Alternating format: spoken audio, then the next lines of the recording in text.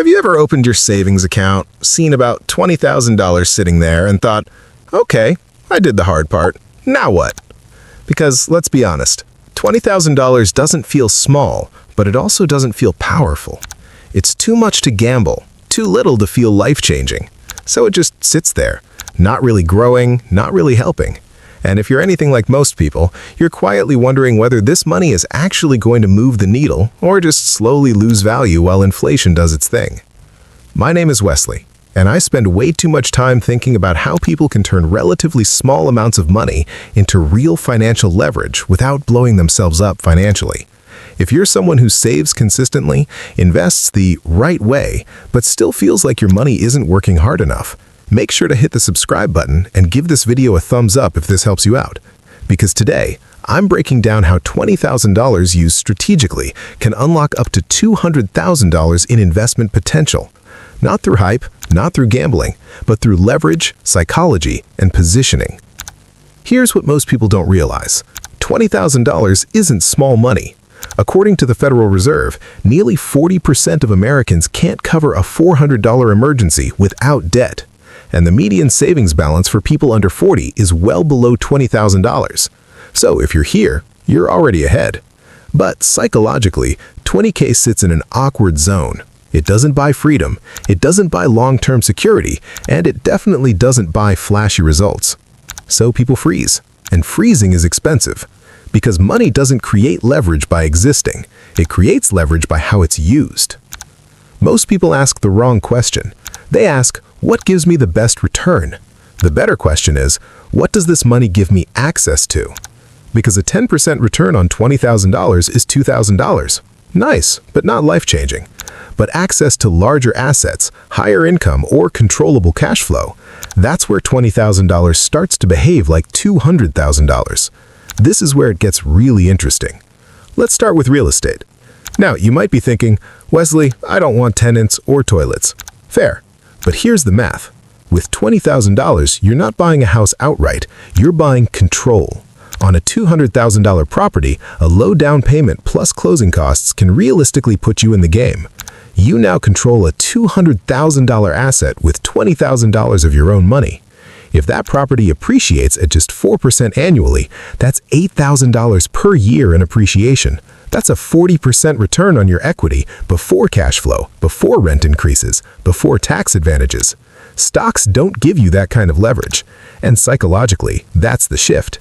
You stop thinking like an investor and start thinking like an owner. Here's one most people completely ignore. Small, boring businesses. According to Biz Buy Sell, many small businesses sell for 2 to 4x annual cash flow. That means a business making $50,000 per year might sell for $150,000. With $20,000, you're not buying the whole thing. You're structuring access, seller financing, partnerships, earnouts. And here's what most people don't realize. You can improve a business. You can raise prices. You can cut inefficiencies. You can't email the CEO of the S&P 500. This isn't hustle culture. This is leverage through control. Now this one messes with people. Using $20,000 on yourself. People say, that's not an investment. Wrong.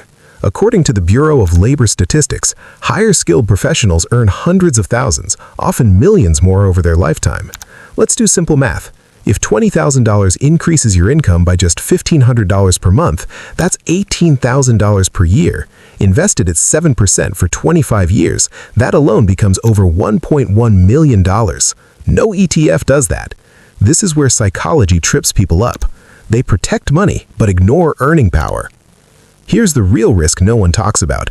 It's not losing $20,000. It's under-earning for 10 or 20 years because you played too safe. People lose far more money to staying comfortable, waiting for certainty, avoiding responsibility. Safety feels good in the moment, but stagnation compounds, just in the wrong direction. Now, you might be thinking, okay, but what if this goes wrong? Good question. Here's the framework.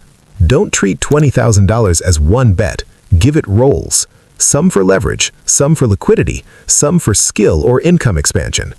Leverage without liquidity creates fear. Liquidity without leverage creates stagnation. Balance is what keeps psychology from sabotaging strategy. Here's your action plan. 1. Ask how $20,000 could give you control, not just returns. 2. Focus on increasing earning power, not just net worth. 3. Learn one leverage path deeply, real estate, business, or skills. 4.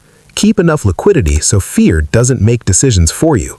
This isn't about being aggressive, it's about being intentional. Look, I get frustrated because most people are taught incomplete advice. Just save, just invest, just wait. Waiting works only if leverage is working for you. $20,000 doesn't change lives by sitting still. It changes lives by unlocking access, control, and opportunity. If this video helped you think differently about money, subscribe to the channel. I post weekly videos on wealth building strategies, investing psychology, and practical steps you can actually use. And comment below, if you had $20,000 today, which leverage path would you choose? Because the goal isn't just more money, it's more options, and you're closer than you think.